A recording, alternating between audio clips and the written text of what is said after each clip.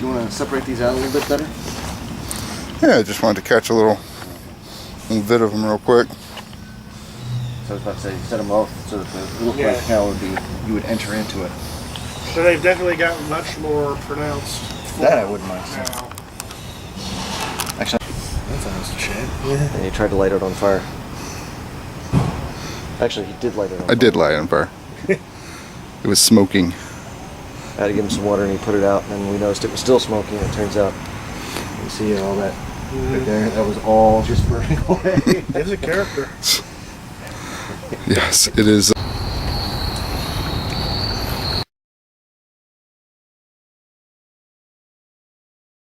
Hi, Greg. Hey!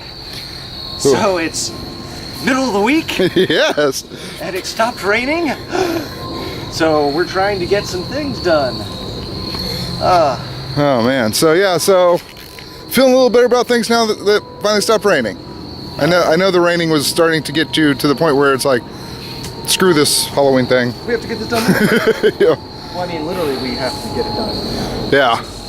So Crush. we got some fencing going up, doing a different switchback than we did last year because, well, we want to switch it up.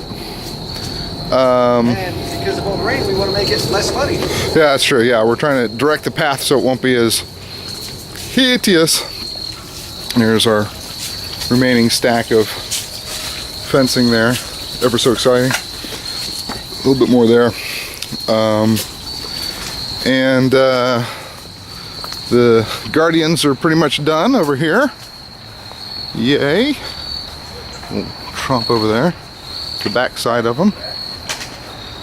And I think they look pretty darn good. We'll do some lighting on them, but they look pretty creep. And then above them here, hopefully we will have a archway sign saying cemetery, and so we're starting the bows, as it were, to mount the letters in between. And all we did was sent a piece of twine through the PVC and kind of made literally like a oversized, simple bow, like you'd shoot arrows from, and carefully, relatively slowly heat it up with a heat gun. And you can see this one, this is pretty loose, so that's the shape. Now it's not perfect. I probably heated up a little bit too much there and got sort of a not so great arch there. I don't know how well that one's going to do, but we'll see if that works. So more on that later.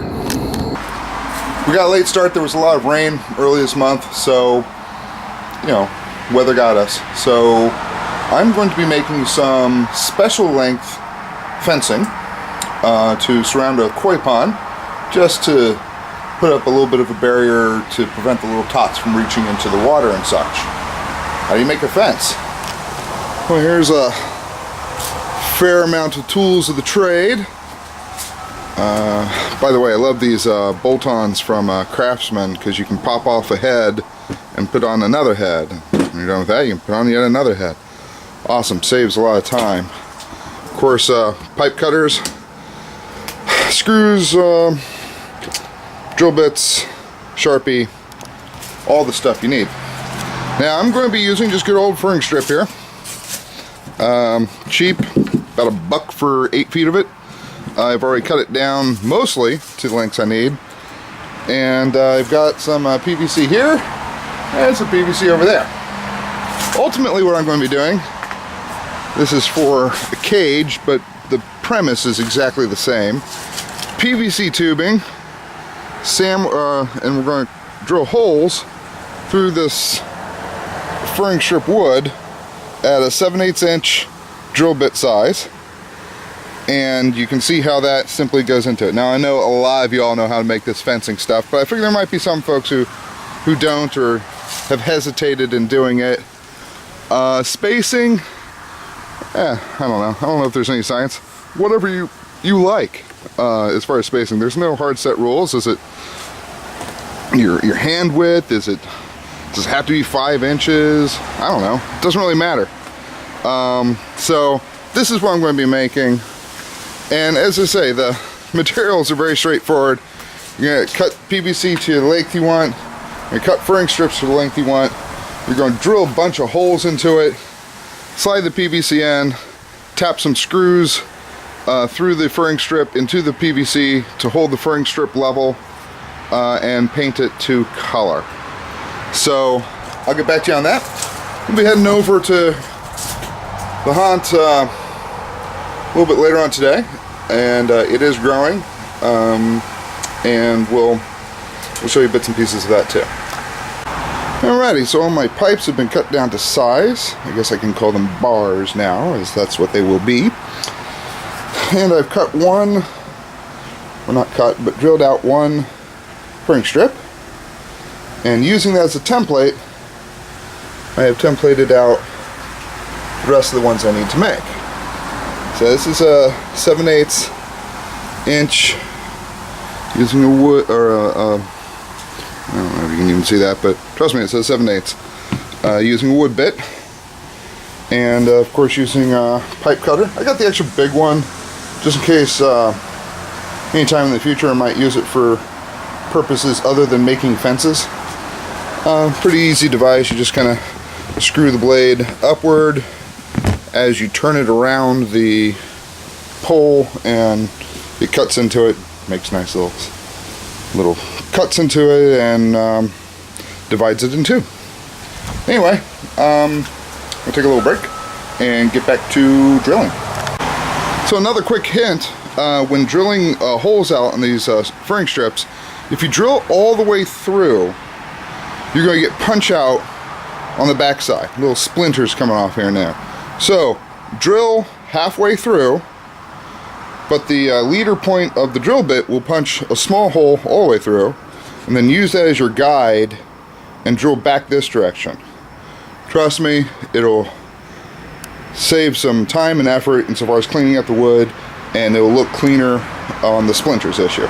So, happy hint.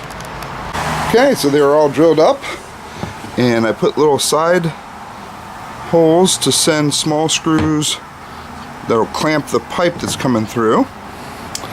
And I drilled the ends here all the way through, which is where the zip ties will go to the poles.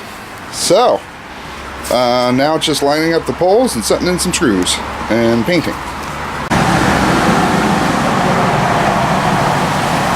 As the traffic goes rolling by. Anyway, so there are my custom 3 pieces of fence. Took me a couple hours, I suppose. I don't actually know what time it is, but it doesn't matter. Anyway, so there you go. Had to improvise a little bit here and there because I ran out of PVC, so cheated on the bottom of that one. Beware of knots in your furring strip. I got 2 knots, and those are going to be weak points, but this is more of an optical barrier for a koi pond. It's not really meant to take a lot of stress and strain, so should be okay. The only thing really left to do is paint the suckers, and if we have the finals, we'll take a heat gun and heat up the tip of these guys and squish them a little bit and pop on the finale. I don't know if we have enough finals to do that or not, so I'm not going to prep them to do that, and if it turns out that we do, we'll do it on site. Okay, so 3 hours since I began the project. I'm done, including painting. Not too bad for one person. Would have went a lot faster with 2. This is also the cage, which I had to do some extra painting on. So it's going to sit there and dry. I'm sure there'll be a couple little touch-up spots, but otherwise, looks pretty good. On some of this stuff I used truck bed lining spray, black. I'll tell you, it has so much better coverage than just your standard spray paint, but it is also a little bit more expensive.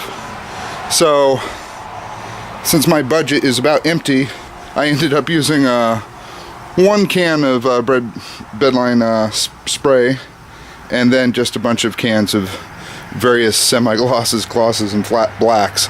So it's kind of a mishmash of paints on it. So, oh well.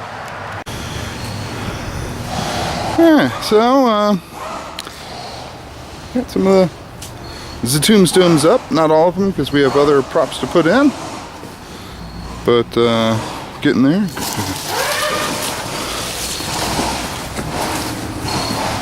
There's Jamie. Hi, Jamie. Wave, wave, wave, wave. Mausoleum partially put up, not close to being done, but partially up. More fencing and more tombstones. And Jamie running the other way. But yeah, so yes, more stuff getting up. And we still have something like 12 whole days, or Get back to work, you lazy bastard. ah shit. Okay, I got caught. All right, more later.